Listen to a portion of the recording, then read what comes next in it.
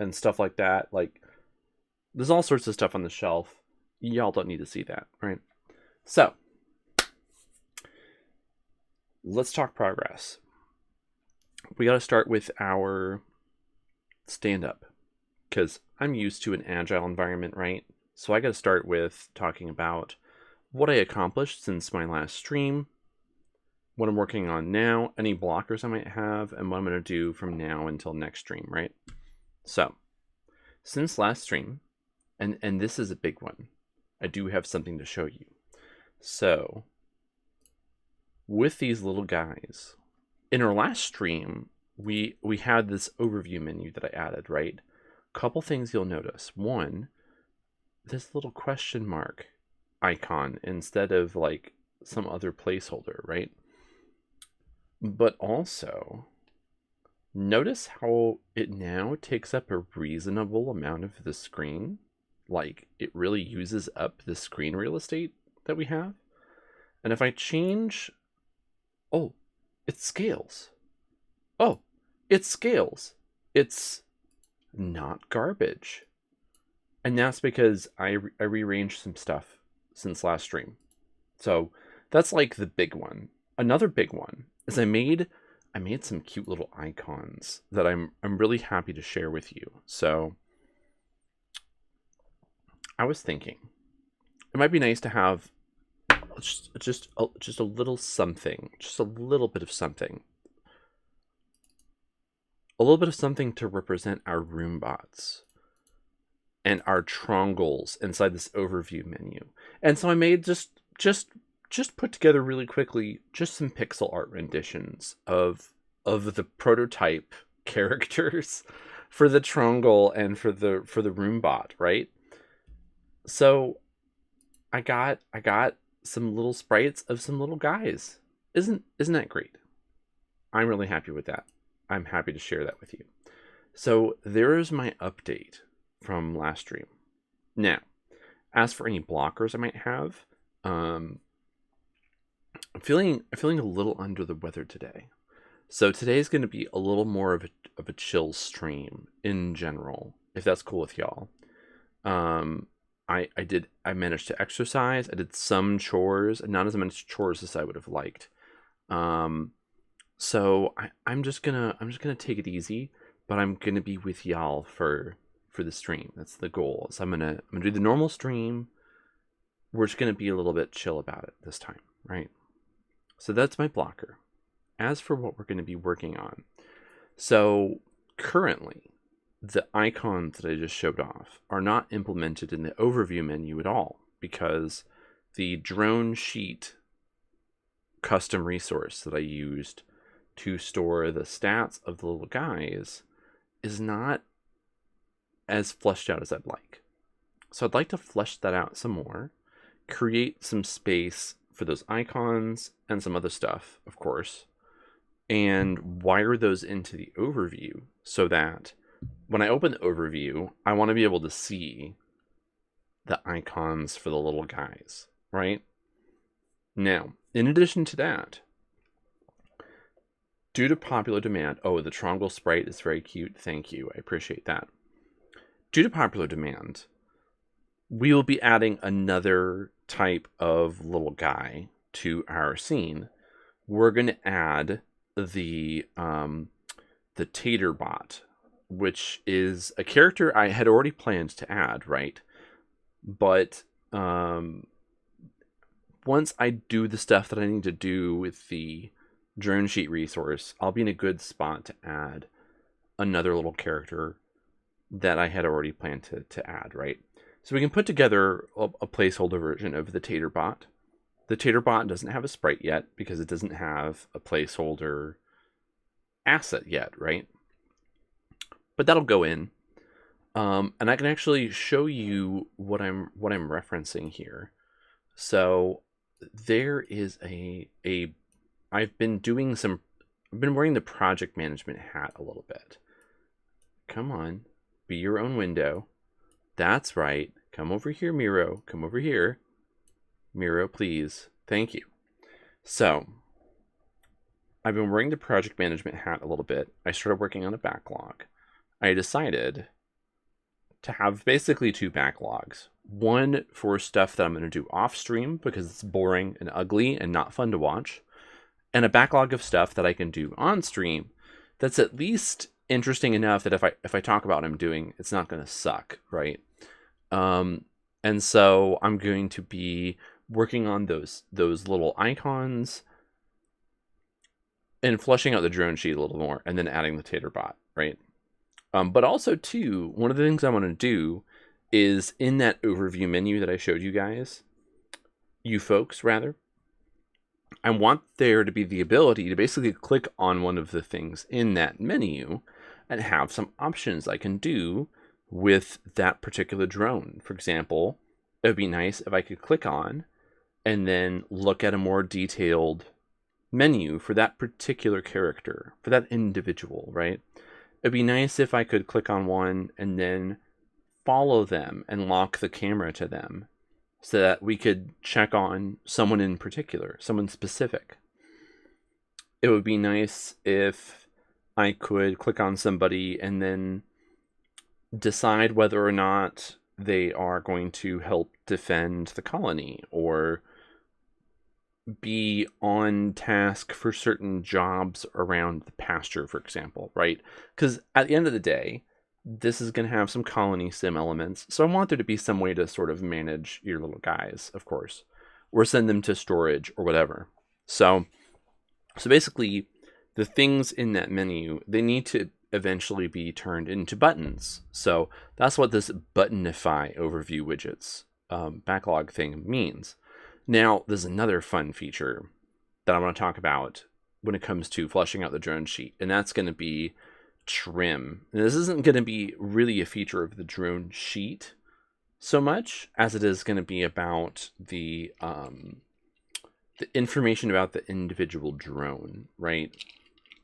Trim is basically going to be this game's equivalent of shinies. And there's going to be different levels of trim and different varieties within that level. So while I have some ideas for how I'm going to implement that, hence this talking about a color palette shader, there are some options in Godot that allow you to swap colors out on something as part of a shader, right? So I was thinking, oh, that might be a good way to do different color combinations within a trim level. So initially I was thinking a good way to do trim would be to have a default color scheme for a particular type of drone, then variations of color schemes within that type, then a different trim level, and variations of color schemes at that other trim level. And we can sort of build from there and add other types of things that would be visually appealing and see how it goes. But for now, I basically have a couple of things in mind. I think of trim as a way to give alternate color schemes to them for now, but also, if y'all are familiar with the idea of the like transparent shell or translucent shell that came on like the Game Boy Pocket and the Game Boy Advanced and stuff like that. Hey, it's Lexercise. What's up, gamers? Says Lexercise. One of the trim levels is basically going to be a translucent shell on the drone. And so that's going to come in a few different colors, of course. But I also had some ideas for some things that might be a little more unique. So that'll come later. But for now, creating some space for trim levels on the individual drones is something I want to start thinking about and actually implementing. So let's go ahead and dive in. Let's get in on it. So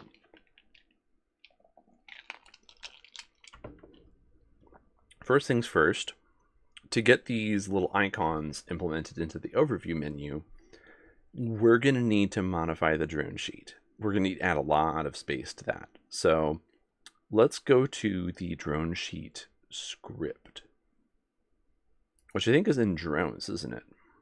Drone sheet. There we go. If I'm wonking a lot, it's that fatigue. I've got the fatigue. you know how it is. So we've got default name, speed, activities. We need to put more in here. We need a reference to those sprites that I showed you guys for that menu, right? So what type of resource are these? What are you? Compressed texture 2D is what it says. I'm debuffed. I am in fact debuffed. That's accurate. I felt a little crappy this morning. I managed to pull it together. I went for a run, which was awesome because yesterday I wanted to go for a run and didn't.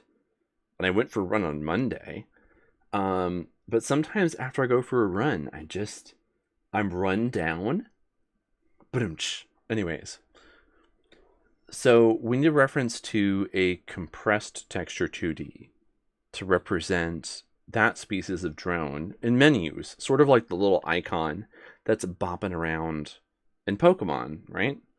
So we're going to do export var. We're going to call this maybe menu icon. And I think I should be able to put compressed texture 2D. Yeah, there we go. Okay. I can specify compressed texture 2D. We're going to save that. And now we need to do the work of updating our little guys. So we have the Roombot. That needs a menu icon, of course. So there's that. Boop. Very cute. Very much embodies the current version of the Roombot. We have, let's see. I think I scrolled past it. The Trongle. So we need to set a menu icon for that, which I've already created, thankfully.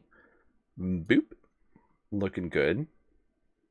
So now that we have those established, we need to crawl through the widget script for the overview. There we go. Overview widget. That's what I was looking for. We've got nickname field, antics, condition, and icon, which is a texture rect. So what we need to do is create a function that will let us pass a compressed texture 2D to the widget to update the icon, right? I know how to do this. This isn't my first rodeo. So func. So we've got set nickname field, set antics field, set condition field. We have update info, right? But that's used to do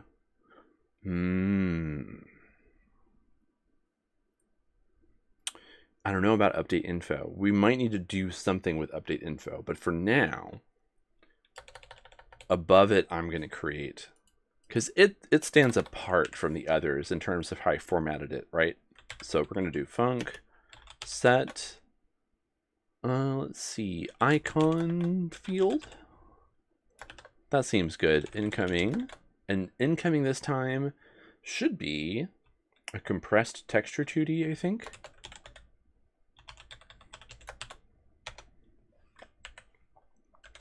Put a little colon on there. And now what we do, so we've got icon field dot texture. I feel like it's going to be dot texture equals incoming. I feel like that should work. I'm not 100% sure if the texture variable on texture rect is going to necessarily accept an uncompressed texture 2D, but we're going to find out because I want to just test it hot, right? So we have set icon field as a function. Let's copy that because we're going to put it in something.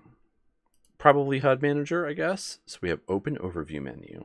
Now the icons of the little guys, they're not going to change in real time for now. I don't have to worry about what happens if they're up to something else and it causes their icon to change. Like, I get that in your traditional Pokemon game, the icon for the little Pokemons in your party, in menus, the little like wiggling speed will slow down if their hit points are lower or if they have a status effect. And I get that in theory that might update in real time, because they don't stop doing stuff on your pasture when your menu is open, right? However, for now, since the icon isn't even animated, we don't have to worry about that. We just need to set it when it's open. And it's going to be correct, because it's not like they're going to change species while the menu is open, right? That's kind of a big operation. It's a significant medical procedure. You don't do that with a menu, right? So we have our old widgets. We're queuing them free. We can ignore that. Population managers all pop. Then we're doing some stuff with a widget. We're doing this widget, set this widget, set that. I'm assuming we have a reference to the sheet, because for P population manager, our pop member all members dot size. This is a reference to the population record, right? And population, that has a reference to the drone record. And the drone record should have a reference to the sheet. It does. It's just called sheet. That's what I thought. So inside HUD Manager then, what we're going to do is this widget. And this is what, set icon field. And then inside of here, we need to do, man,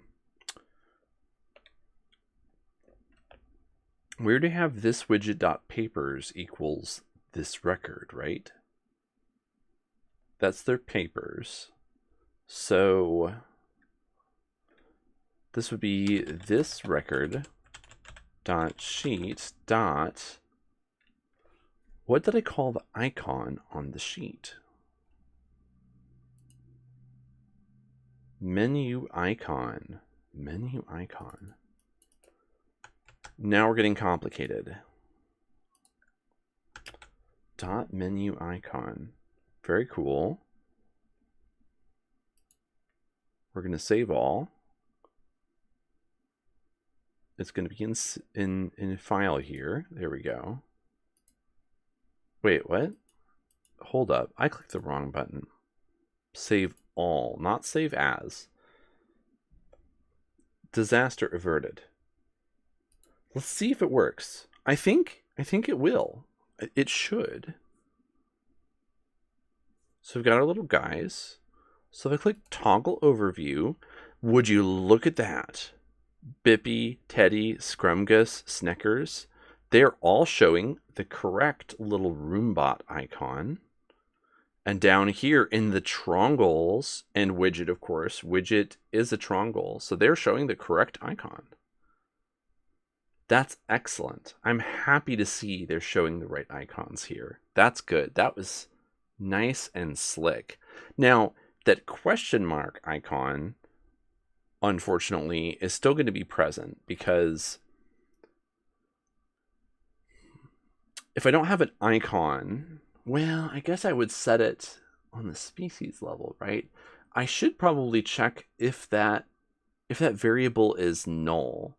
I should show the question mark, because I don't want to be setting it to null and then trying to display that. That's going to be bad, right?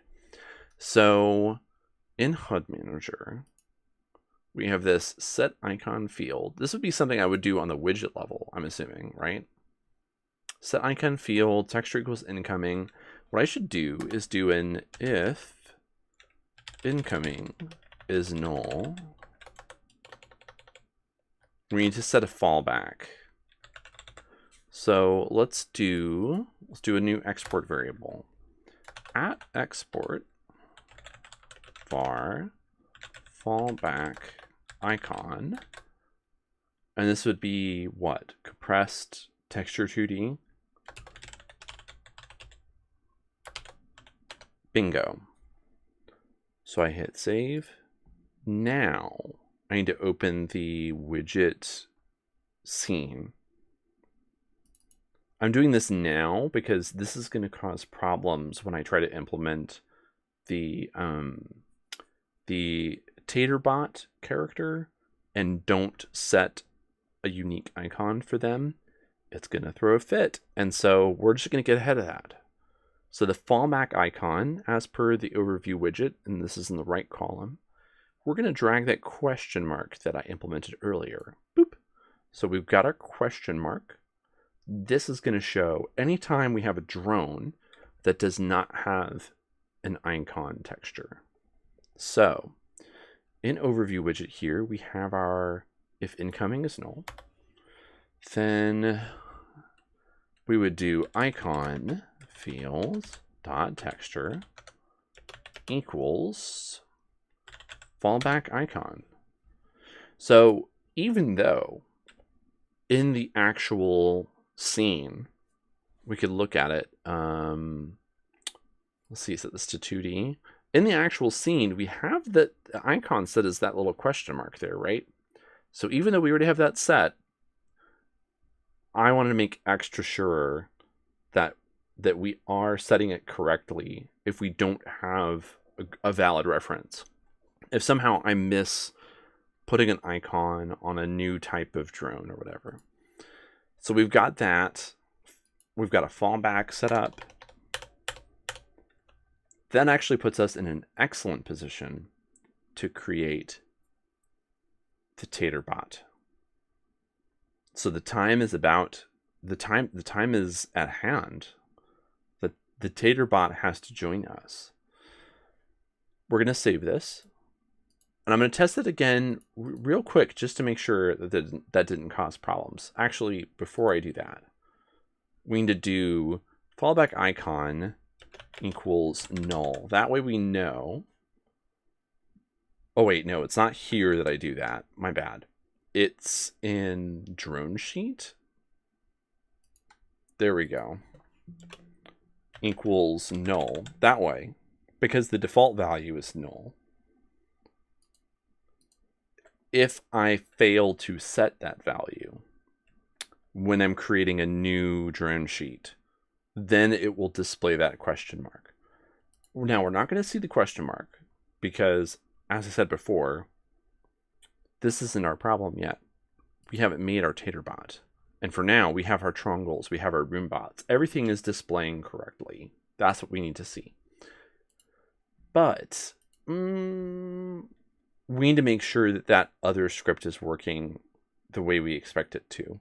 So what I'm going to do, part one is going to be to take the overview widget, take the icon field, and I'm going to swap the icon with this weird little guy. Oh no, that's bad. It's the wrong size. Ugh. I don't know what's going to be a good way to test that this is working. Apart from creating another new icon. Apart from maybe, what if I do, let's see, new compressed texture 2D. No, what if we do a new like, what is it, debug texture? Come on, external placeholder. Bingo. Okay, so by setting it to this, by setting it to a placeholder texture, this means that when we make our little taterbot and we don't assign an icon, it means that the taterbots in our colony are going to show a question mark instead of this purple checkerboard pattern, right? That will aid us. So we're going to save the scene. Oh, not save as. We just need to save. I will test once more just to make sure that nothing explodes. We don't want it to explode. That would be bad. Right? Toggle overview. We're good. This is showing exactly the way that we want it to show. Perfect. That's what we need to see. And it occurs to me that my phone is still in my pocket. There. Now I can sort of see it in case my spouse needs to get a hold of me. There we go. So we have that set up. It's taterbot time, I believe. So what we're going to do, I'm going to make a copy of, or a duplicate rather, of one of these scenes. We're going to go drone v2. I'm going to duplicate it. Duplicate. We're going to call it taterbot.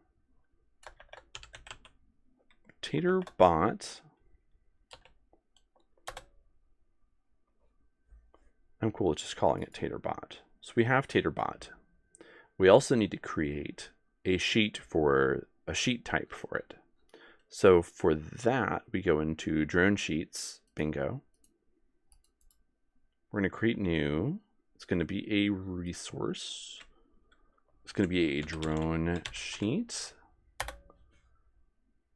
And we're going to name it, let's go with DS taterbot P.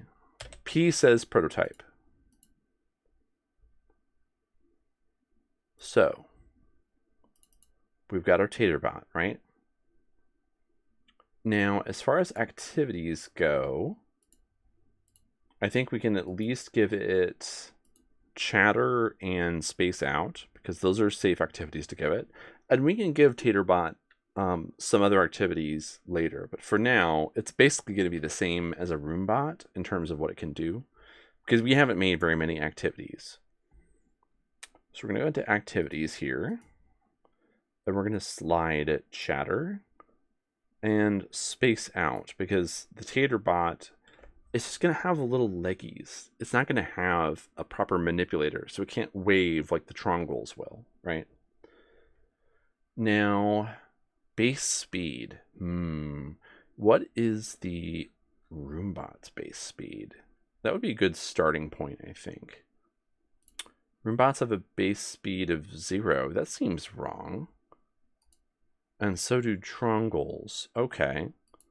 So I must not have implemented base speed as a feature then on the sheet, which is not great. But what I will do is not implement an icon. That's going to help us make sure that our fallback is working correctly, right? So we've got a taterbot created. And on our taterbot, on the drone body here, we need to update the sheet to taterbot. Boop. That'll do it. Now, as far as visuals go, we do need to set some new primitives here. Let's see. So we've got that. Where are our visuals? What the hecky? Drone model. There we go. Now, I don't mind the head. The head's fine. But for the taterbot, this body configuration is incorrect. What we need to do, it still should be a cylinder, don't get me wrong, but just the transform is wrong. We need to rotate it. And then let's see, under transform, let's get that to -90 proper.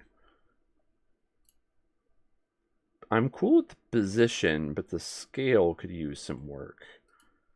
What does 1 give us? 1 gives us a nice long boy. It's a little long for my taste, so maybe 0.75. That's closer to what I was looking for. Maybe offset a little bit. And then as far as our other variables go, they could stand to adjust as well. 0.75 for that.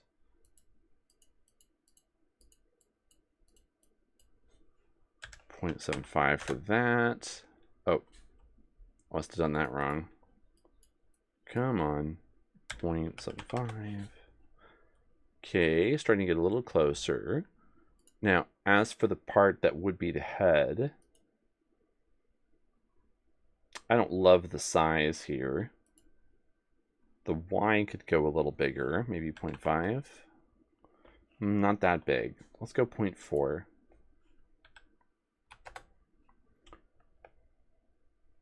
The Great Gallus. Oh, snap. I haven't seen that username in a long time. It has been a while. Long time no see. Thanks for popping in. Working on a video game, as it turns out. So, we've got our head set up there. Let's compare this to the actual collider, which is, yeah, the body is way too long for our collider here. I would say it needs to be about half the length in order for it to sort of fit into roughly the same shape. So let's tighten that up a little bit. So that would be this guy. I feel like it was the Z here. So 0.75, if we were to cut that in half, we'd be looking at 0.375, right? Nope, wrong dimension. I got the wrong variable. 0.375. So I see Godot goodness at that. Yes. We're using Godot right now. And Godot seemed like the obvious choice to me because as much as I'm pretty comfortable with Unity, Unity made some less than ideal business decisions not so long ago, and I don't think the indie market is fully bounced back from that. But also, it sort of scared me a little bit, right? That's putting it very kindly, lol, says Lexercise. That's true, yeah. So basically, Unity made some very bad business decisions, and as a developer, the way I see it is that even if, and I was thinking about it at the time when Unity made its decisions about like the install fee, is that even if they roll this back, even if they make everything right, the way I saw it was that other businesses, oh snap, Gucci Garbage gifting 5 tier 1 subs. Thank you. Drive-by subs. I appreciate it. Yeah, the whole Unity the whole Unity debacle was a thing. It really was. The way I see it is that, like, even if they rolled everything back, other businesses would look at the way that Unity was behaving as a massive risk. They would see that, and they would be like, no, our next game is not going to use Unity. So, as a developer, what made the most sense to me was any project I'm going to do that's not like an active job, an active project that needs to use Unity should go to other engines, right? And so that sort of boiled things down to Game Maker, which is an excellent tool for people that are not programmers. Or not primarily programmers, right? Or Unreal, or Godot. And as someone who developed a bit of programming comfort, Game Maker is just not something I wanna mess around with necessarily, right? I'm used to something closer to a professional engine, so I'm gonna stick with that. Unreal, for the kind of games that I make, Unreal is like killing a fly with a tactical nuke. Like, it's a giant issue. Ooh, a hype train has started. But Unreal it's a really chunky boy of a program, right? So I make a lot of like 2D lightweight projects. Unreal just didn't make sense to me. So I started picking up Godot, and while there are some things that are points of discomfort for me with Godot, I really have sort of become pretty comfortable with it since I first started messing around with it, for sure. So I would say, unless there is something that I'm like genuinely really concerned about being able to do in Godot, it's gonna be Godot from now until the sunset, basically. Because Unreal, it's the tactical nuke. And I'm not gonna lie, the computer I'm using right now, bless its heart, is like at wit's end. This desktop is not new. It has it had a decent graphics card when I swapped that out.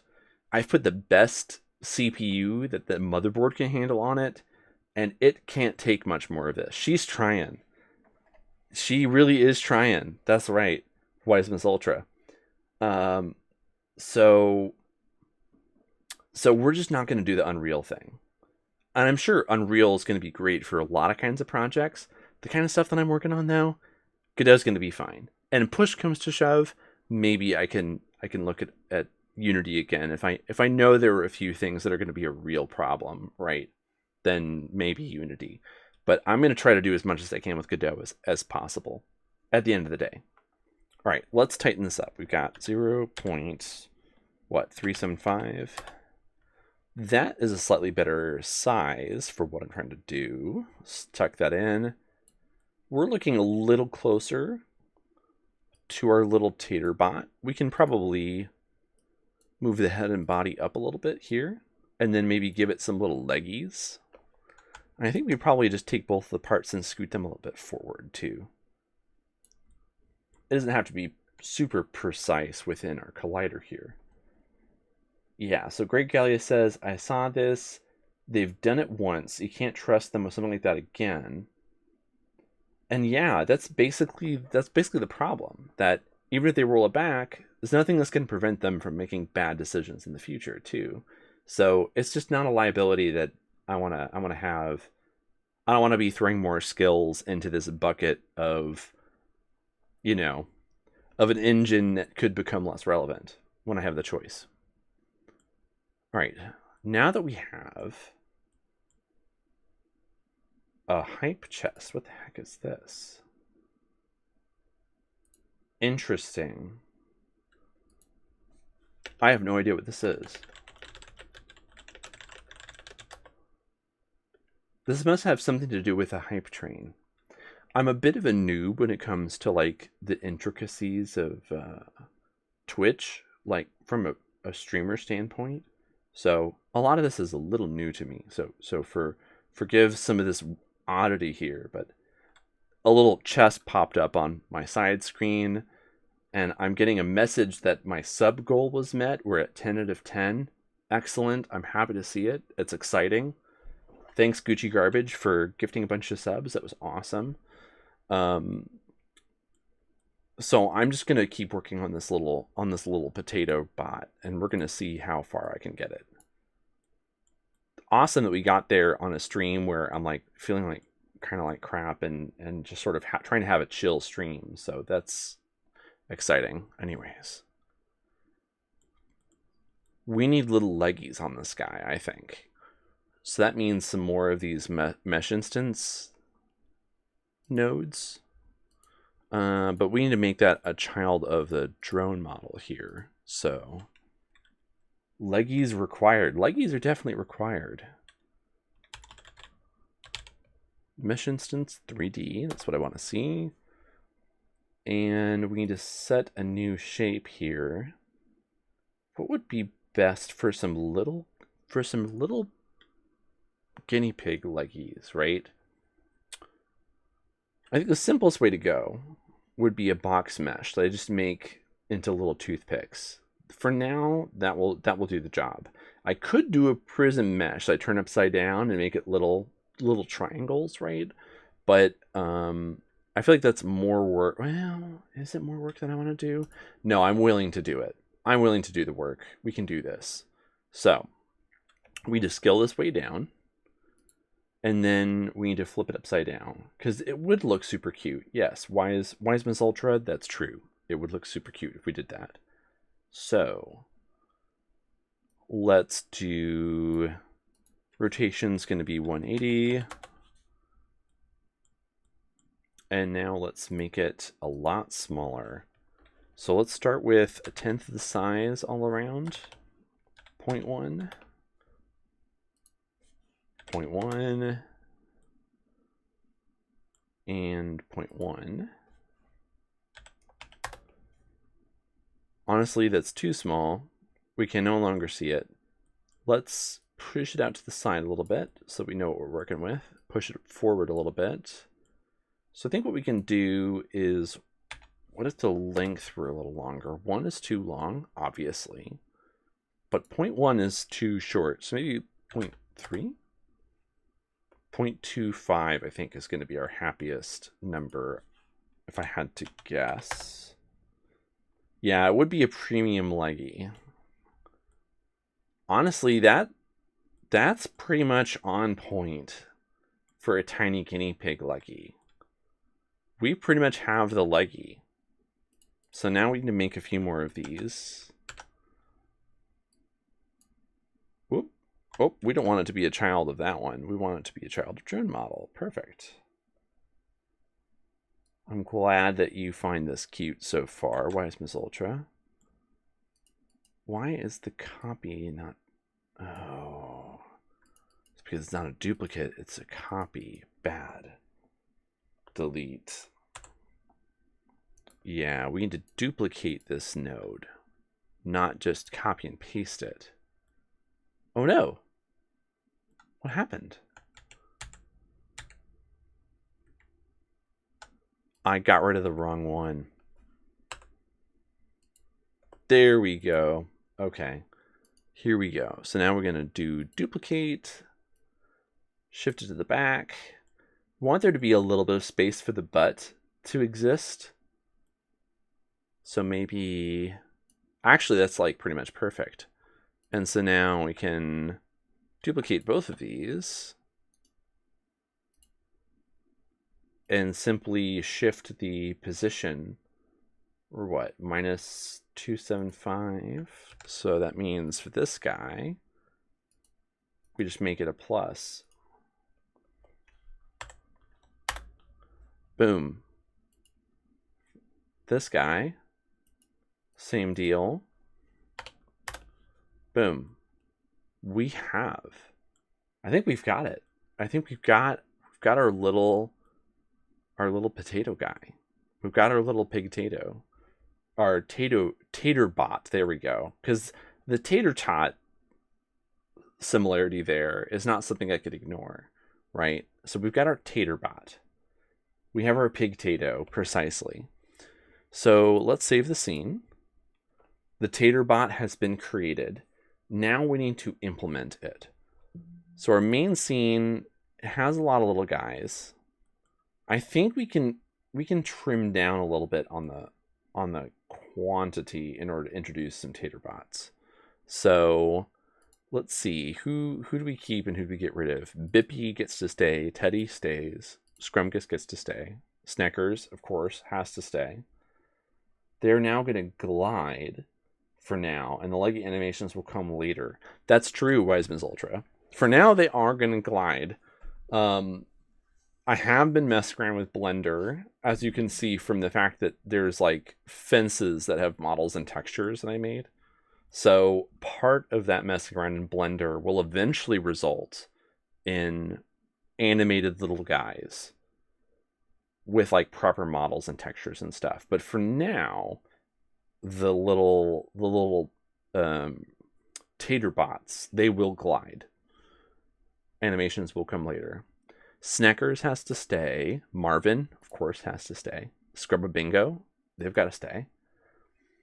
But there is at least one unnamed Roombot, and among others. So what we can do, I'm going to keep maybe 2 unnamed Roombots and get rid of the other Roombots. I'm so sorry, little one. Now, Widget has to stay, and I want to keep a couple of unnamed Trongles, but the rest can go.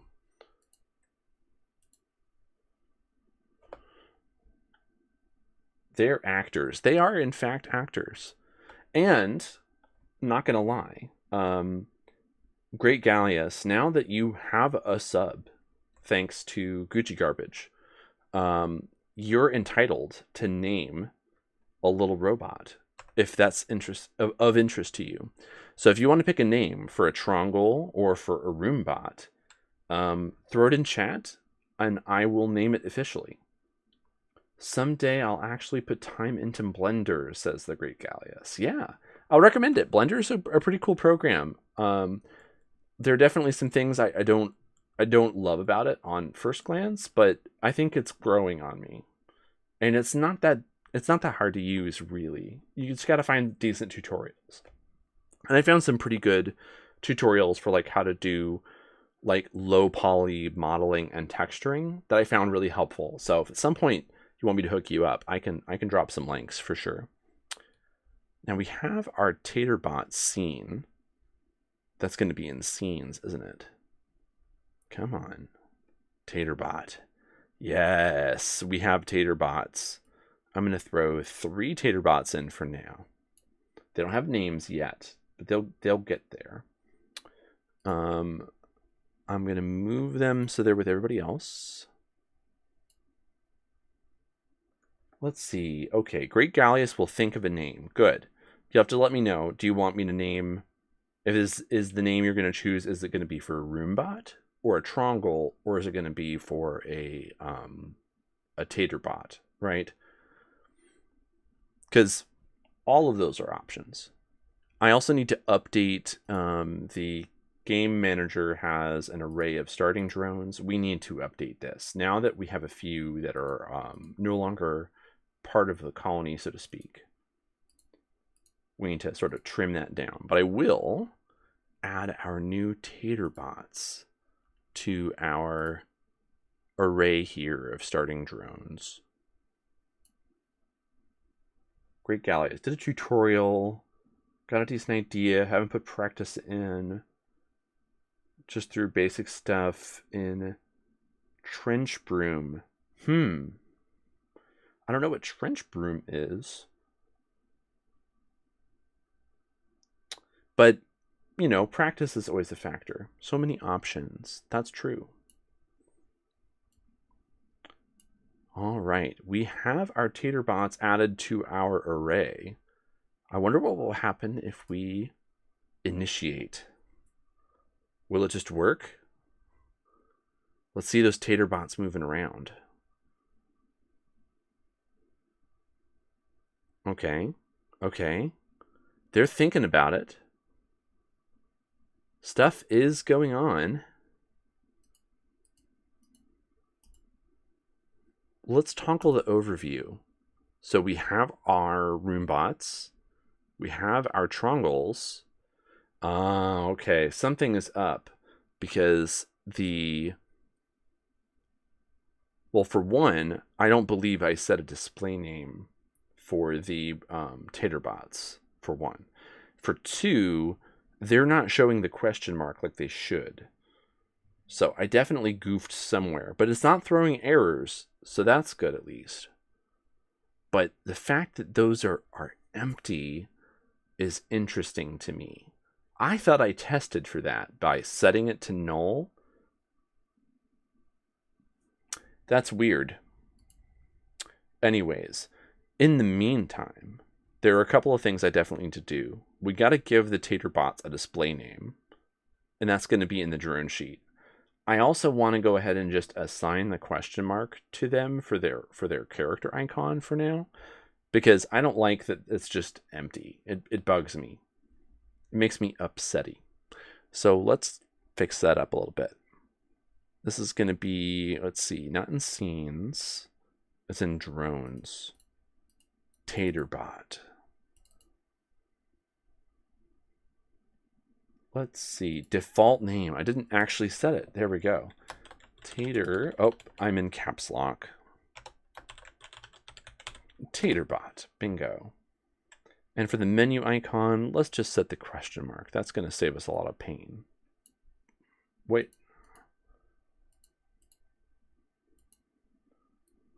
I should be able to just drag and drop, right? Okay, that did work.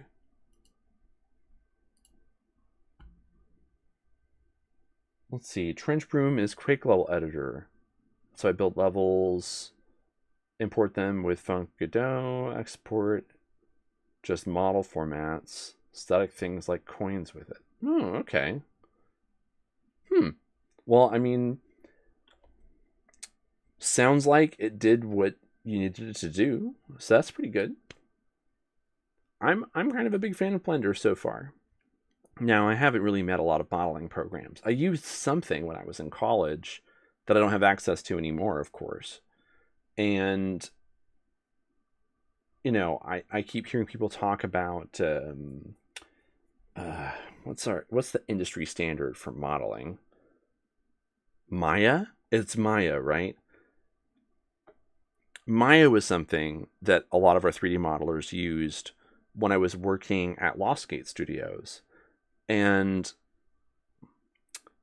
it was unfortunate in my mind that such an expensive program was such like a linchpin of an indie game studio, that it would be prohibitively expensive for me to, as like a programmer or designer, try to like open the project or whatever to help troubleshoot certain things. It's like I can't just like buy Maya or whatever.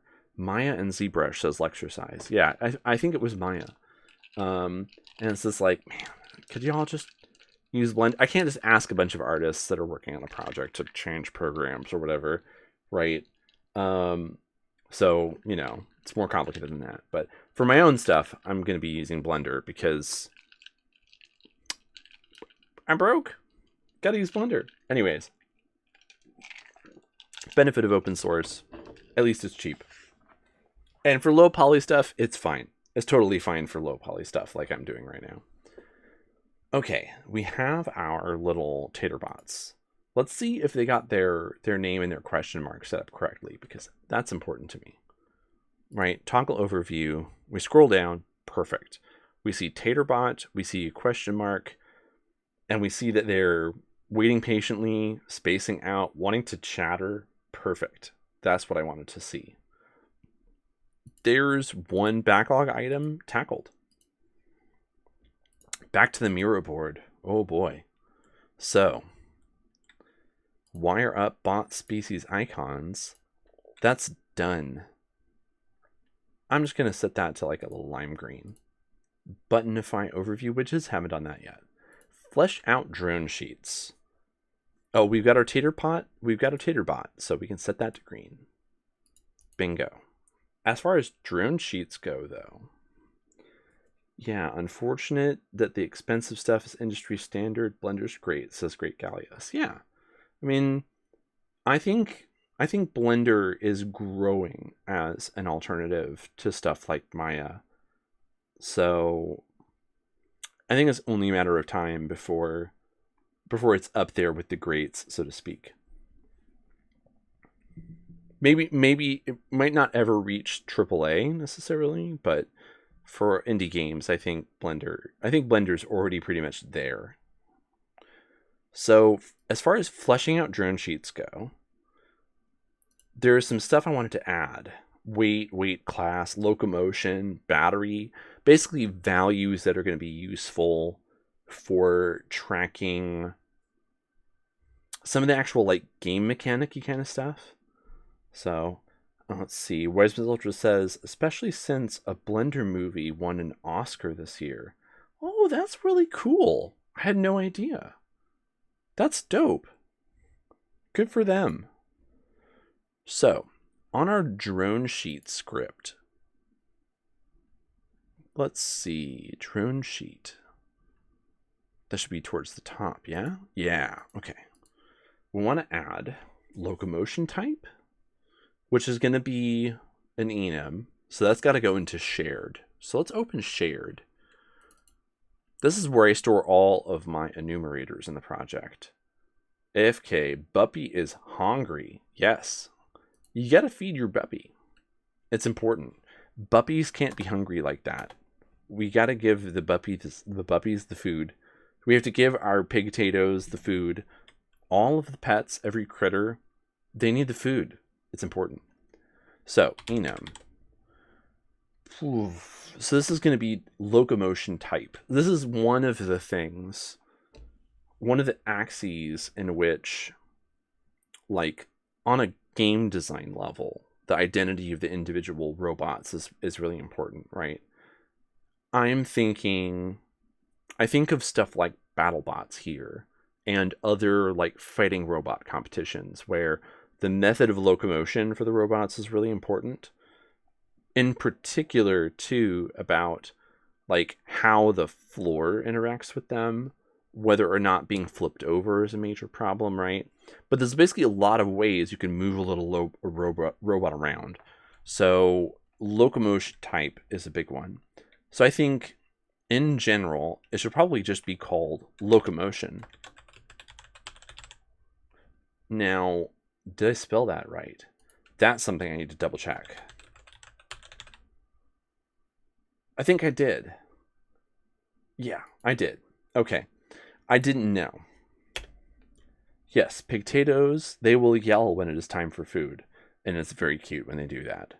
I'm talking guinea pigs. I'm talking weaking, which is what their cry sounds like, what it's called, where they go like, weak, weak, weak, weak, weak. That's when they want food. You will know when they want food. Anyways, we got our locomotion here. Now, we're going to do none as an option. Not because I plan on having a little robot that literally cannot move, because that wouldn't be good. It wouldn't be good design. But it would be kind of funny and or maybe kind of cute if there's a type that literally cannot go anywhere. At the end of the day, though, it's like on a game design level, when I was imagining what these little robots in like turn-based battles would feel like, that the objective would be actually to immobilize the other robot. Because in remote control robot fighting competitions, being immobilized is enough to lose a match, generally. If you can't move your robot around in the arena, after a certain number of seconds, you're out of there. You get a count, and then you're done.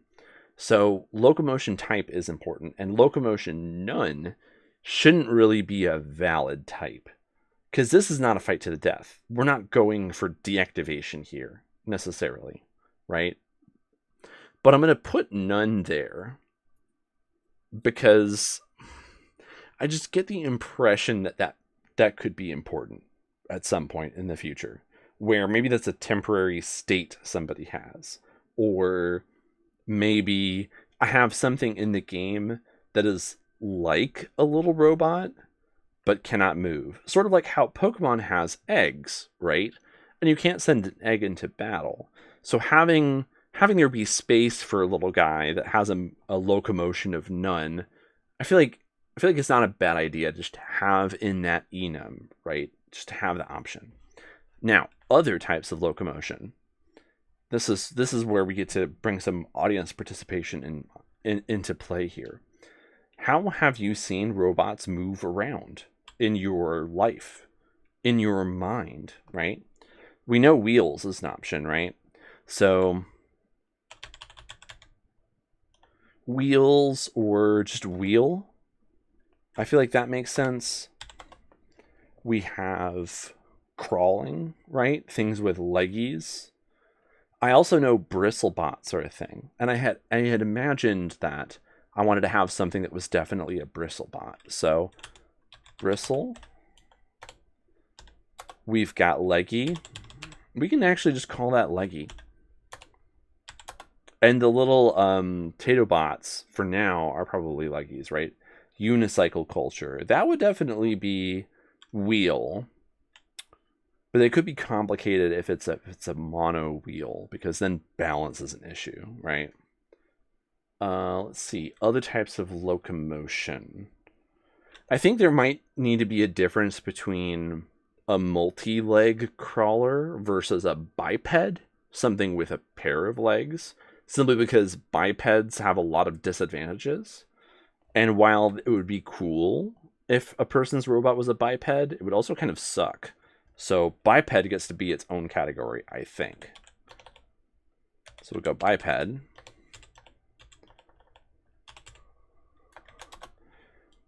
No, that's p-bed. I typed p-bed. Don't tell anyone I did that. Biped. There we go. The dyslexia was being very strong there, and I typed p-bed instead of biped. Oh, there's my losing it. This is my losing it moment for the stream. Um, I was also thinking hovercraft are a thing, right? And so being on a bed of air and scooting around with a propeller makes sense. But I don't know if hover is the way I would want to necessarily describe that, right? But maybe there could be a difference between hover and levitation, because this is a solar punk utopia we're talking here. They have technology that we have not invented yet. So they might have the ability to have little robots that really do hover, like really do levitate. They just anti-grav. There we go. They just anti-grav around. But for now, hover is a thing that's real, right? So hover. We'll put anti-grav on the board. Anti-grav. But also quadcopters. Quadcopters are totally a thing, right? So, and I was already thinking some sort of a coptery bot makes sense. But even in like modern robot fighting competitions, there's definitely some around there that are quadcopters ultimately. So we'll go copter for, propeller based flight. I kind of feel like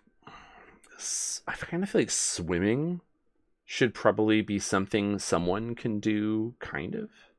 Let's see, if we're counting legs with biped, we should count wheel versus wheels, says Wiseman's Ultra.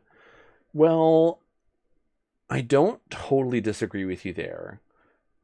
In my mind, the wheel category encompasses things that have at least two wheels, right? Because I'm really struggling to imagine single-wheeled robots that are using that one wheel for locomotion. But I think there are going to be other game mechanics that are going to cover the issue wheeled. So maybe wheeled, says Wiseman's Ultra.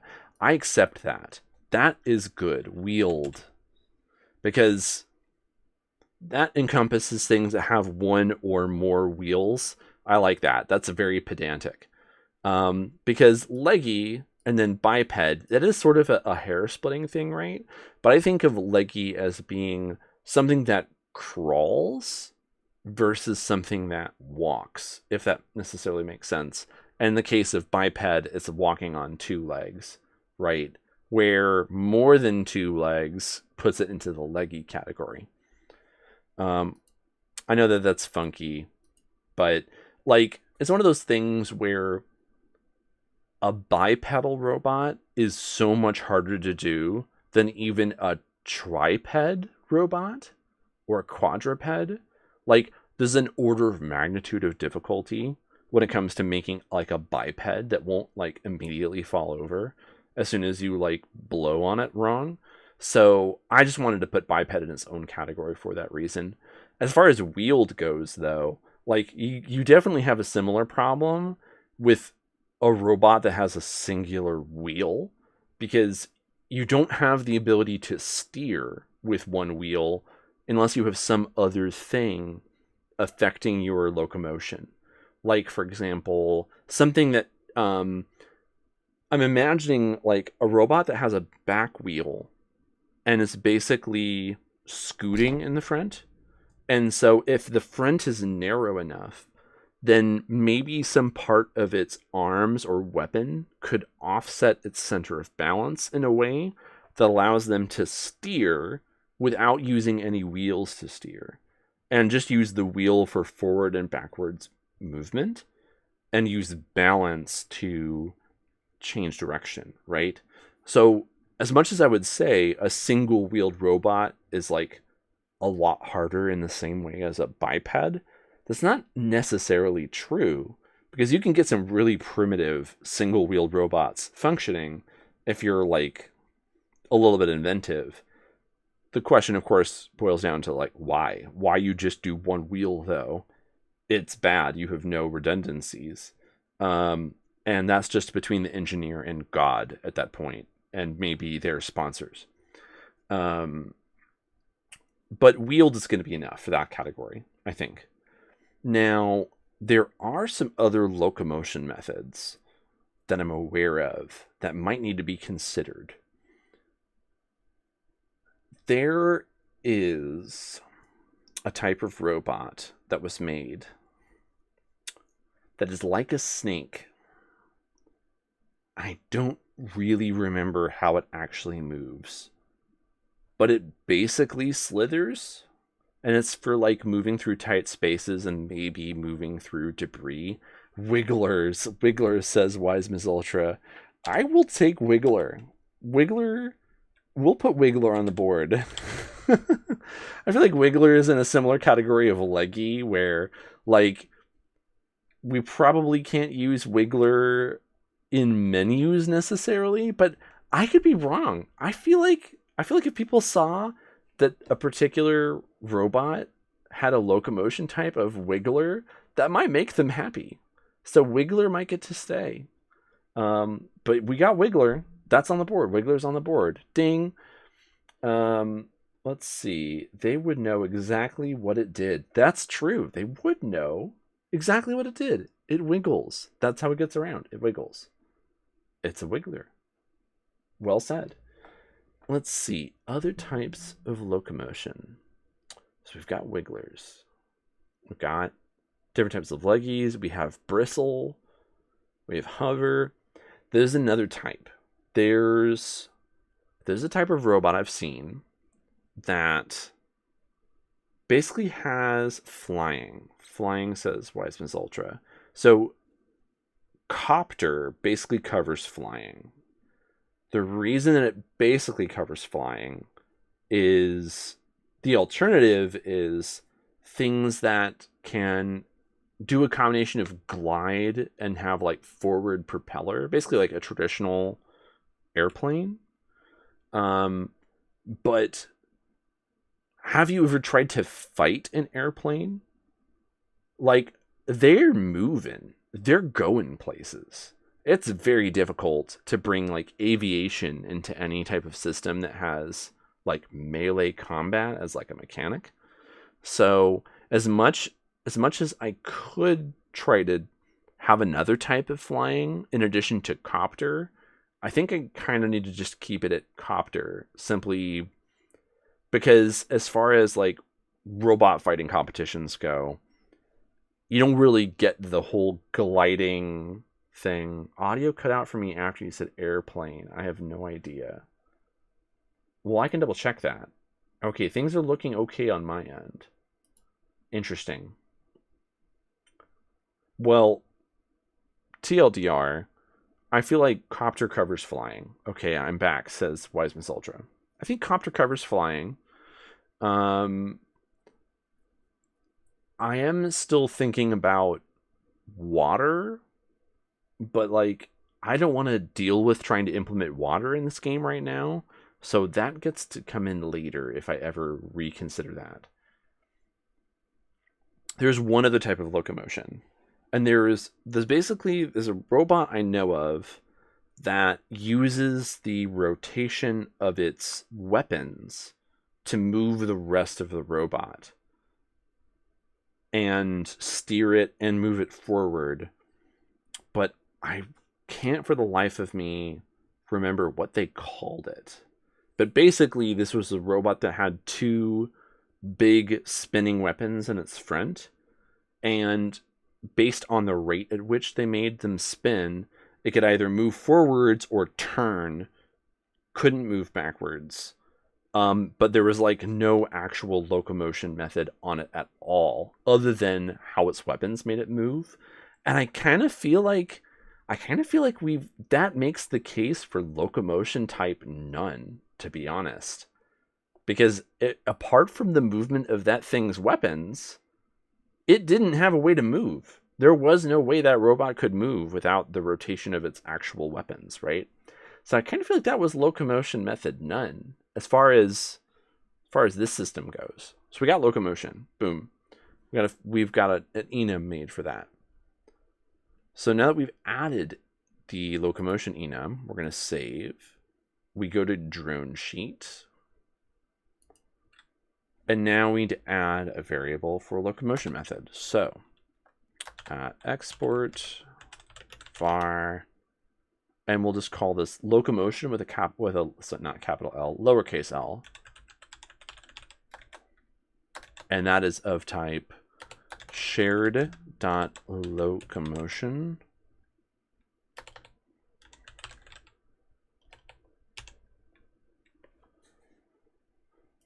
Okay, and now we save. So now let's define the, and by default, we want to set this to locomotion type none, just for safety purposes, right? So this is going to be equals shared locomotion none. We will save again. And now let's go ahead and add our proper locomotion types to the drone sheets we've defined so far. Roombot is going to be wheeled. Taterbot. Oh wait, I edited Taterbot by mistake. Roombot is wheeled. Taterbot, on the other hand, is going to be leggy. Trongle, I don't think we know how Trongle moves. Oh, I thought of another locomotion type. Tracks. Like tank tracks. Wheels are definitely part of the mechanism, but I kind of feel like tracked movement is different from wheeled movement in some ways that are important. And I sort of envisioned Trongle as moving on tank tracks. So we're going to add tracked movement to our shared under locomotion. So we'll call that tracked. Yeah, treads are different from wheeled. Oh, okay, well, would it be tracked or would it be tread? Tread or tracked? Tell me in chat how that needs to be. Should it be tracked or should it be tread? Treads, I think. Okay. I feel like we're in treads territory then. Tracked is like a train, right? Says Wiseman Ultra. You know, I mean, that could be right. I always thought of treads. I've heard of treads referred to as tank tracks before. But we can go treads. Treads is what we're going to use for now. Save. And then on the Trongle, they get to be the first tread enjoyer. They are going to be type tread. Wait, what? Did it not? Why is it not giving me treads as an option? Real bristle bipod.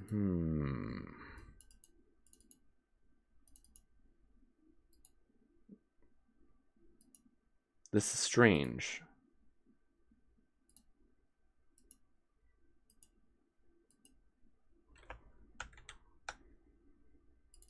Do I have to open something else and then reopen one of these? I don't see treads.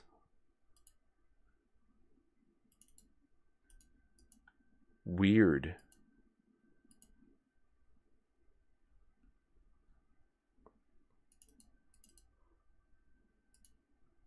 It should show up. Sometimes it can be fussy about loading things. I mean, I can...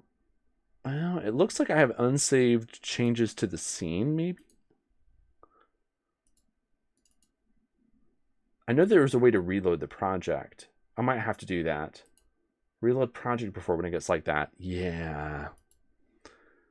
Well, reload current project. Let's see if this does the trick. This is the first time I've ever had to do that. Okay, progress. We've got our Godot engine, however you want to pronounce it. I always felt like calling it Godot. but I know that the people that made it aren't French. So would it be Godot? Hard to say. It's like a GIF and GIF type of argument, you know? There we go. We've got the treads option for Trongles. So we've got our locomotion. So back on our Miro board, locomotion is tackled. So we'll just make this a nice, we'll make that a nice blue color. Weight and weight class. I don't feel like I'm ready to answer those questions yet. Battery, though. Battery is something I can placeholder. Because weight and weight class, a reason I wanted to sort of throw those into the mix would be for custom bonking. Lexercise knows what I'm talking about. We got to script bonking into here at some point so that when a drone bumps into another drone on their way to do something, there can be some equations about weight that will allow me to do dramatic, like flying into the air, turning end over end, bonking, and launching going on. Because now I could use physics-based bodies instead of character bodies to move these around and have physics just do its thing. But my experience is that those types of physics interactions are always a little underdone. They don't really give you a big, splashy, funny experience in the same way as scripting it manually would. So instead, I could create like some funky bonk trajectory scripts that will cause them to dramatically fly in the air in an arc when someone is getting bonked by somebody who's on the way from point A to point B and really booking it, and they're a high weight class and the other one's a small weight class. Sort of like in Katamari Damacy, when you hit something that you're not big enough to just immediately absorb into your ball, how they sort of like get launched a little bit and they're turning end over end, and there's like a sort of a particle effect around them to show that they're sort of being tossed but not immediately absorbed. I see that. I see a manually scripted bonk. That's not a normal physics engine interaction. That's like that game object has like a function that is giving it velocity changes in real time in some sort of a process type function there to make it move, because it's sort of floaty movement in those games, right? Anyways, Great Gallius, usually only encounter that when I'm doing a bunch of changes to things like class names and such. Weird things like custom icons for nodes. Yeah, I could definitely see needing to reload the project for stuff like that. And in the case of shared is something that is operating under a class name. So the reason that all of those other scripts can pull these enumerators out is because I've defined it as a class. So it makes sense that I would have needed to reload the project to make that work, right? Anyways, so weight class is for bonking purposes. But we can talk about battery. Battery, we can throw a placeholder in there. I was thinking a good like standard measurement would be something like 100 units. Think of it in terms of percentage for testing purposes when we're ready to and have activities drain battery over time, and then have them need to return to the little charging station so they can get charged by your colony's battery bank. Because I want every colony to have a sustainable energy source, a battery bank, and charging stations for the robots, right? So in the case of this first one, that's going to be solar panels. That's going to refill your battery bank. I can imagine a scenario, though, where if you change sites to a different biome, they might have a different type of sustainable energy source there.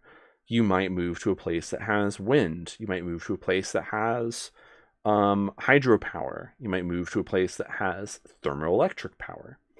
In fact, I can even imagine a scenario that you will be using old nuclear power, like from before the solar punk revolution in this particular setting.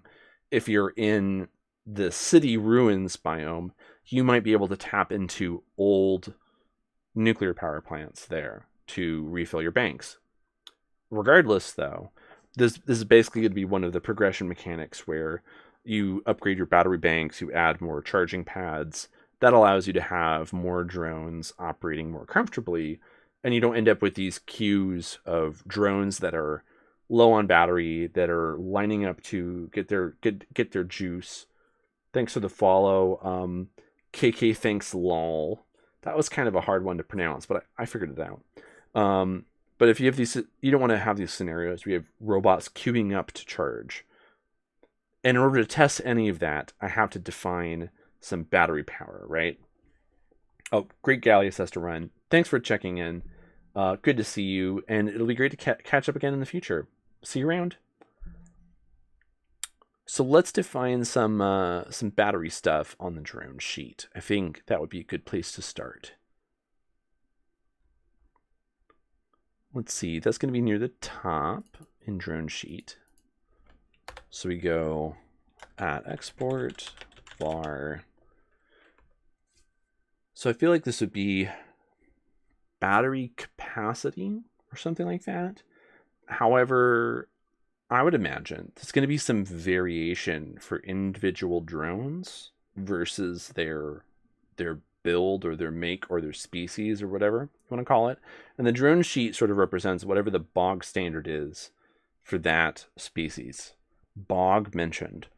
So this would be something like default battery max or something, or default battery capacity.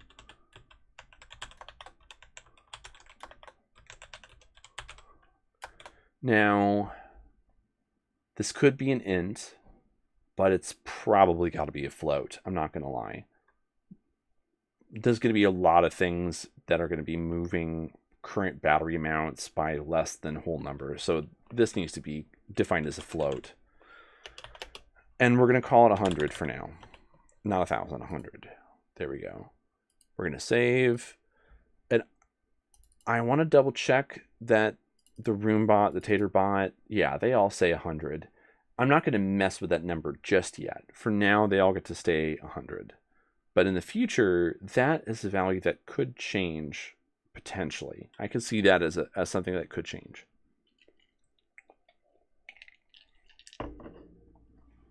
Once I'm in a situation where I want to like actually balance the statistics of the individual drone species or whatever. But for now, that's not where I'm at. This is a chill stream. We're not doing some of that nerd nonsense.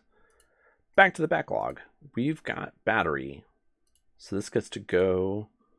That's the wrong blue. There we go. Weight and weight class. I guess I could throw something for that, right? Because in my mind, our taterbots would be maybe at our lowest weight. The roombots would be maybe a little higher. The trongles would be the highest, because I have a rough vision for the trongle robot as evolving into something that is like a hybrid of a traffic cone and those cement barriers that you put like outside stores and stuff that prevent people from driving their cars like right into the store. So they would be heavy, like capital H heavy. And so if they're going someplace fast, they would have a lot of power and a lot of force for bonking purposes. The trongles would be like big bonk energy. And then this little taterbots would just, they would be so powerless. So I feel like an early version of the weight stat really could go in. Lecture size, literally almost typed big bonk energy. Yep. Same brain, same cursed, like diseased brain here. At export var. One might even wonder if we're related, and I'm not going to tell you. I'm not going to share those kinds of secrets here. So we've got export var. This would be maybe something like default weight. Sounds fake, but okay. Yeah. Default weight. Oh, nope. We need an underscore. That's a float. I feel like I'm kind of doing this hand motion right now, and I'm like, what's a default weight? I kind of want to say 10 pounds. I don't have a good reason to say that, but when I go like this, I'm envisioning like holding like a Roomba, right? I know they're not actually 10 pounds, but I feel like 10 is a good number. What I'm really imagining, I say is a type 20. What I'm really imagining is when I'm at the animal shelter, when I'm at the animal rescue that I volunteer at, they have some sulcatas. Sulcatas are like tortoises. They're like African horned tortoises. And they're pretty big. And you got to hold them with both hands, right? And they've got some heft to them. And I'm like, in my mind, I'm like, this is like a good standard weight for a small robot when I'm holding the sulcatas. Now, the sulcatas I'm thinking of, though, are adults. They're fully grown. They're a bit on the heavier side. But this rescue also has some sulcatas that were malnourished and young and underdeveloped. And they're honestly like the size of like a cheeseburger. And holding them with two hands is like, you're the exact size and heft of a little burger. And so in my mind, the young malnourished sulcatas that were rescued, they're the burgers. They're the little cheeseburger tortoises. They're the little burgers, right? So burgers, those would have to be like the lowest weight class acceptable.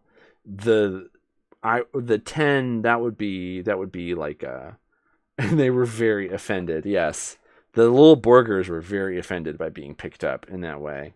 But I'm envisioning, like one of those Roombots being the size of like a literal Roomba or the size of a sulcata or something and having a bit of heft to them. So 10 feels like a good number. Now, as far as weight class goes, that's something I'm not ready to touch yet, because in my mind, weight class and size are somewhat tied together, where if a little robot moves into a different weight class, there probably ought to be some correlation between weight and size, where I have to prepare for larger robots that are moving around in the pasture and smaller robots and what happens when they're interacting with each other. And I feel like weight class is probably going to define some of that interaction, where let's say a robot is moving and there's another robot in its path, and the moving robot is a weight class higher than the other one. That's going to cause a launch, for example. Whereas if they were roughly the same, that might only cause a bonk. And if the one that's moving is smaller than the one that's in the way, that might cause more of like a little bimp, So that's a case where weight class is really more of a function of like what category do you fall into compared to other robots. And since I haven't really thought about that too much, I'm not going to worry about weight class. Wisebuzz Ultra says robot vacuums apparently weigh 7 to 9-ish pounds. So 10 is actually not that bad, because I'm thinking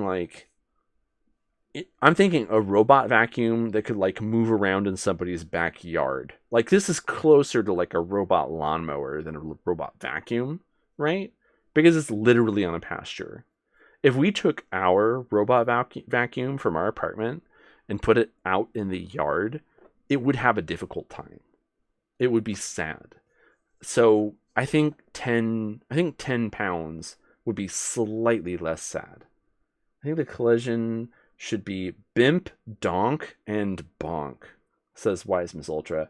I like that. I like how you're cooking there. So let's cement that. We're going to go into shared. We're going to create a new enumerator. We're going to call it collision level. And right away, we have to define the collision levels. Now we're gonna do a none category, because I can imagine a scenario where the game's checking for a collision, and maybe one of them is like literally a ghost, and it can go through other robots. That's going to be a collision level of none. There's no iota of a collision there, because one can just phase through the other, right? However, I like the idea of bimp, donk, and bonk, right? Where bimp is size category smaller, bonking something larger. Donk would be same size colliding with same size. Bonk would be large size colliding with smaller size, right? But I also feel like speed can be a factor here, where the speed of the offending robot might be able to escalate the collision level, where a robot that's moving very fast and is in the same size category as another robot could take what would have been a donk and make it a bonk, right? I can imagine that being true. So what we need to do is pad out our chart with something that is lower than a bimp and something that is bigger than a bonk, right? Or de-escalate it. Exactly. De-escalate is totally valid. I can imagine a scenario where a larger robot that is just moving oh so gently collides with a much smaller robot, and have that go from what would be a bonk down to a donk, because it's just not giving it its all, right? A very slow but large friend, says Wise Miss Ultra. Absolutely true. And like, I was thinking about the sulcatas. Like, a tortoise is really not capable of delivering more than a bonk to anything. Like a cricket, a grasshopper, a little mouse. It can't do more than bonk them at max speed, right? Or it can't do more than donk them, rather. It can't even go full bonk. It's not going to ever send a mouse hurtling through the air end over end, because it's just not going that fast. It's not. So for that reason, we ought to pad out the chart a little bit. So we need to find something smaller than a bimp and something bigger than a bonk, right? For now, I'm going to do sub bimp, and we're going to do bonk plus. But we can do better than that. We can do better than sub bimp and bonk plus. I think less than a bimp might be a tap. I'm going to call it a tap for now.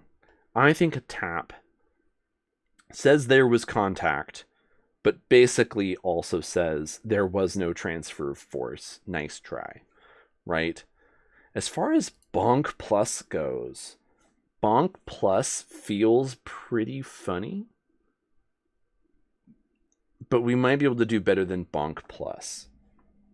We might be able to do something like babonk, right? Babonk might be bigger than bonk. Or maybe something like bank? Bank doesn't sound good, right? We have donk, we have bonk.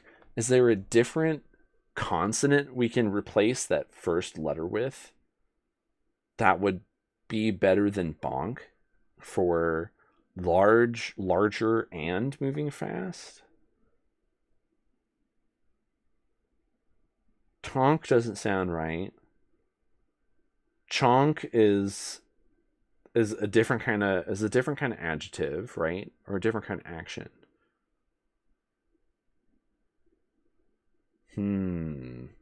I kind of want to just keep it babonk for now. If there's no objection, babonk is the category bigger than bonk. And we're just going to move on from there, right? So from that, donk is all things equal. Plonk could also be in there somewhere, says Weisman's Ultra. Plonk kind of feels like liquid is in play. Plonk is a noise of putting something into a bucket that has liquid in it, or some equivalent, right? So I don't feel like plonk can go into this equation. So donk is all things equal. Bimp is small force.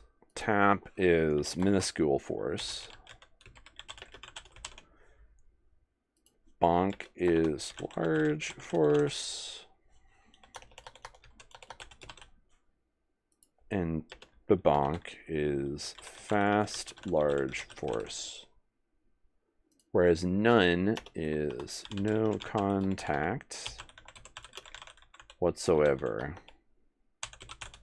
Cool. We have our collision levels established. Well, if we've defined collision levels, could we go ahead and just define weight classes? I really don't want to mess with weight classes yet. I kind of want to assume everyone is the same weight class for now. Ah, crap. We still have to define weight class because if we're going to refer to it, it should exist as a variable. Weight class. Cool. Well, I don't want to use the word class because we're in a programming language right now. And classes, they have ramifications. So we're going to call it weight category. Inside our weight categories, we're just going to just toss some stuff in there. Like,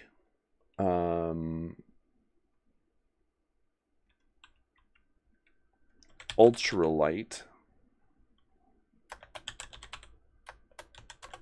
light, medium, heavy, and super heavy. That seems like a pretty good array. I vibe with that. It's probably too many categories though. Well, in the grand scheme of things, like in terms of defining stuff for collision purposes, this should be fine. In terms of game balance, this is probably too many categories. For now though, I'm going to hit save. Because in my mind, ultralight and light probably occupy the same category, and heavy and super heavy probably actually occupy the same category. And so it's probably really going to be more like this is a small, medium, large situation where we just don't want more than small, medium, large. But if we want to break small down into more than one type of small, time for walkies, have good streams as exercise. Excellent. Walk that bupper. Get the sniffs. Appreciate having you tune in. I think these are good weight categories to use for now. But as far as what the cutoffs are like, so we've already decided that the default weight is 10. That still kind of seems like lightweight category in my mind. I'm okay with defining that as medium, but I'd much rather be in a situation where I'm going to program all of the interactions, assuming everything is in the medium category for now. And later I can do stuff where I reach into their weight statistics, compare it to some sort of a table, give them a weight class, and then do a variant of the interaction in the future. For now, this should be just fine. So we're going to save all. So Journal Sheet has a default weight. It's not going to define class. That's going to be a functional thing because where the weight class cutoffs are might change over time. Back to the board. Weight and weight class. I'm going to call weight blue. I'm going to leave weight class in the green because I haven't defined what weights or what classes yet, right? Now, I will call flesh out drone sheet though as being done for the purposes of today's stream. Like, I really did get it about as far as I was hoping to get it today. So I'm going to call that accomplished. Taterbot's in buttonifying our widgets. I don't know about that. I don't know if that's something we're going to have time for today. And the reason why is I do want to look at trim. Trim isn't something that's on the drone sheet. Trim is going to be something where the individual trim is going to live on their drone record. But I think the trim options will probably live on the drone sheet. So, kind of related, right? But I should probably do some defining in terms of trim in general. So on drone record here, I feel like trim needs to be a custom resource. Because at the end of the day, there's going to be a collection of colors that might be fed into a shader on trim that will have an actual like functional use, right? So let's start working towards creating what we need to create for trim to be a feature. So we're going to create new folder. We'll call it trim. And while we're at it, inside trim, we're going to create a new script. We will call it trim. It's going to inherit from resource.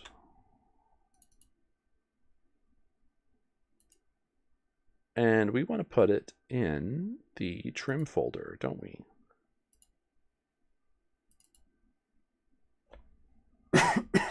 Excuse me.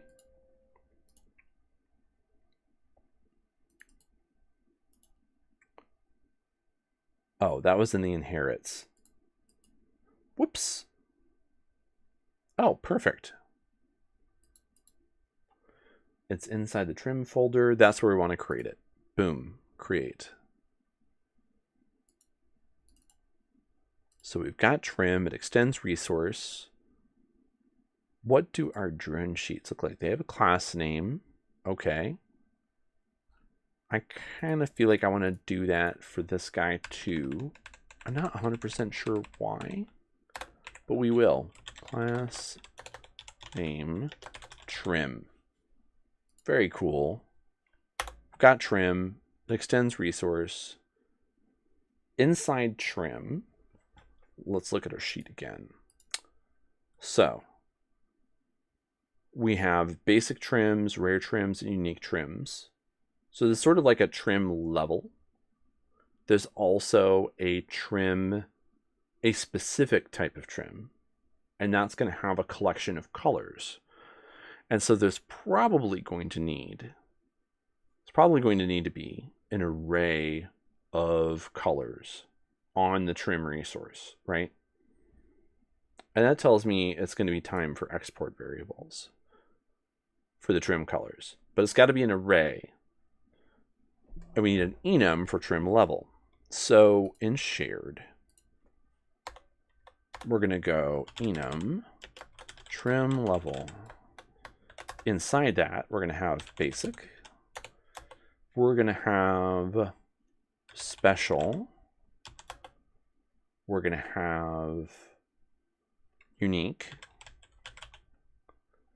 For now, these are the trim levels.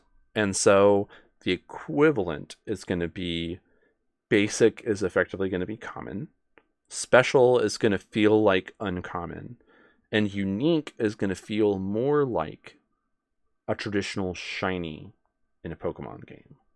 So special sort of exists as a level in between normal looking and fancy looking, right? But I also kind of think within special, or in a similar level as special, there might be more trim levels, right? So that kind of makes me want to define it in a different order, because in enumerators, the index level, the index variable matters, right? The way that things are listed, if you're going to be growing an enumerator, it's best practice to always add new entries at the end, because if you add anything in the middle, you might find that a bunch of places where you had enum variables referring to that enumerator in different resources and stuff will all quietly move, where if you added one in between a couple of options, you're basically going to bump the enum values of a bunch of things without knowing it. Because, and from my experience on the back end of these game engines, they're actually thinking about the index value of the enum when you set it, and not the actual name of the enum variable, right? So if I add, let's say for example, in weight category, if I add a weight category in between ultralight and light, I add a bunch of stuff set to light. They weren't actually set to light. They were set to weight category 1 because it's the second position in the enum. So by adding a new entry into the weight category enumerator in between light and ultralight, I'm basically defining something else as being weight category 1. And so I'll have all these drones that just miraculously became a different category. And we don't want that. With that in mind, because we want to design this trim level enumerator so that it grows gracefully in a way that makes some sense, I'll always want to be adding to the end of it, right? Which makes me think I should have basic and unique, because those are the most and least common values.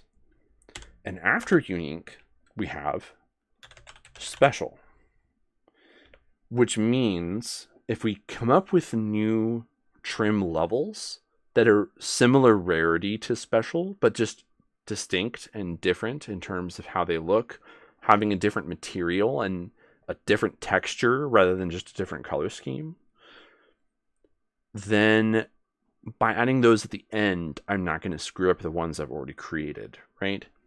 So we have that defined: basic, unique, and then special. And then all the ones from special onward should be of a similar rarity level to special, because that's just what makes sense to me right now. We're going to save it.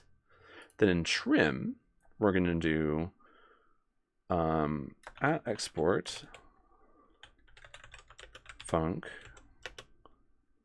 We're going to do trim. This would be a trim level, yeah? So it'd be trim underscore level shared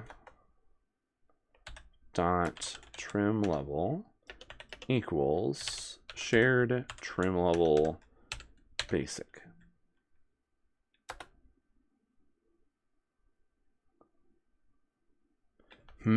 Cannot be applied to a function. Oh, I did func instead of var. Whoops. There we go. So we've got our trim level. Then we probably need a texture. Yeah, but that's more, texture is more individual, right? It's not that I'm going to be able to have a texture for a trim level and have it apply to a bunch of different drones, right? Each drone is going to have at least one texture per trim level, because in my mind, trim level is more like pattern, whereas the individual trim is more like a color scheme on that pattern, right? So we're going to have, we have trim level set to basic. We don't need to do a texture because the drone sheet is going to know what trim levels correspond to what textures. We're going to have to define that later. we are going to need an array of colors. So what I need to do is figure out basically what are going to be our good color variables for Godot. Let's start by exporting one color variable, right? Let's call it main color.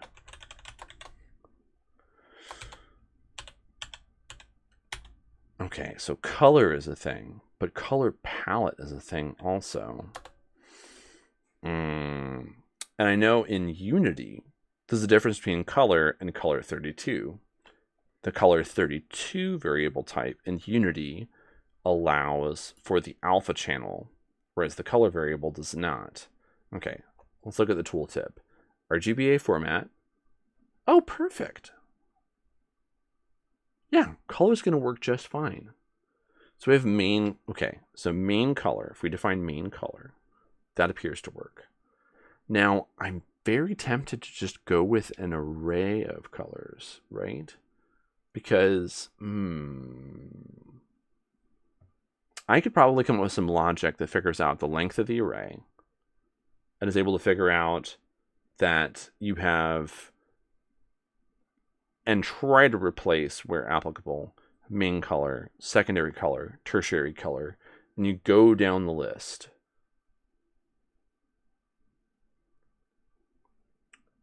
And basically don't use the colors that you don't need to use. Because maybe a drone only has 3 changeable colors for its trim. But maybe they have 5. And what if you create a trim that has 3 colors? Well, I can probably script it in a way that it will just work, even if you have the wrong number of colors to replace, right? So this should just be an array, shouldn't it? So this would be array color. I think this is how this works, right?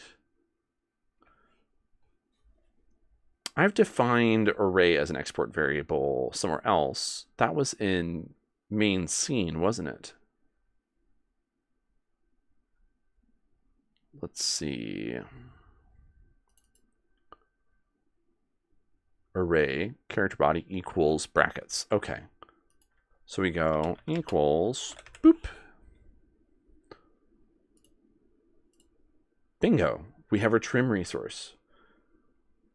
So next, we probably ought to basically put a pin in trim as a concept until I have proper models and textures for our little drones.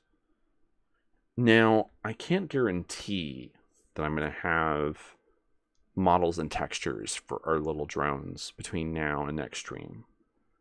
There's a non-zero chance that I will, though. I might take a crack at it. And if I do, that means that we can give trim a try in our next stream. For now, though, I think we're actually in a pretty good place to stop. Like, we've defined some stuff that we want to define. We've added some variables we didn't have before. And we've got, when we toggle overview, we've got our little drone icons and our little status screen there. We've got our taterbots, right? That's a pretty good place to end our stream with. So with that in mind, I'm pretty content to sort of leave things as they are. We can just sort of switch camera mode and wax philosophically for a second while I wrap things up. Actually, let's crack open. Oh no, that particular taterbot is a little tilted, right? I don't know how it got that way, but it's sort of like tilted down to the ground a little bit. Was there something funky about the look at on the taterbot? I wonder if I should probably, the next time the camera moves to one of the little taters, I will lock it just so I can see if there's anything funky going on with their positioning or movement or whatever, right? There we go, taterbot, toggle lock. So we should stay glued to that taterbot for now. I'm curious to see how they move. Because they're going to glide, right? We know they're going to glide. That's how they're going to go. Taterbot is wandering around. It's waiting patiently. It didn't appear to move at all. It's wandering around, but not moving. Is this a speed issue? Is this because their default speed is set to 0? I think the taterbots can't move. I don't think they can move at all. Okay, let's change that. So let's look at our drone sheets again. I think I screwed up somewhere here. Okay, taterbot, personal speed, it says -1 on the scene level, right? Triangle also says -1 on the speed level. Now let's look at the sheets. The sheets will tell us. I think the triangle had a speed of 5 on the sheet level. Okay, taterbot, base speed of 0. Triangle, base speed of 5. I think we found our problem.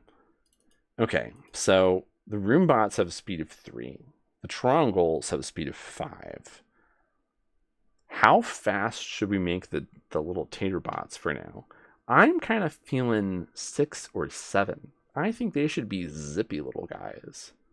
Let's go 8 for now, because I like leaning towards extreme levels and then dialing back after testing, right? Wiseman's Ultra says 7. I'm going all the way to 8. Actually, no. Screw it. I'll go all the way to 11. Because we've seen what 50 looks like, right? We can go 11 for just a few little taterbots, right? We could go 11 for now and see how that goes.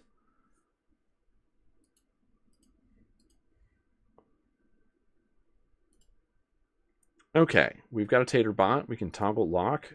Let's see how they move at speed 11.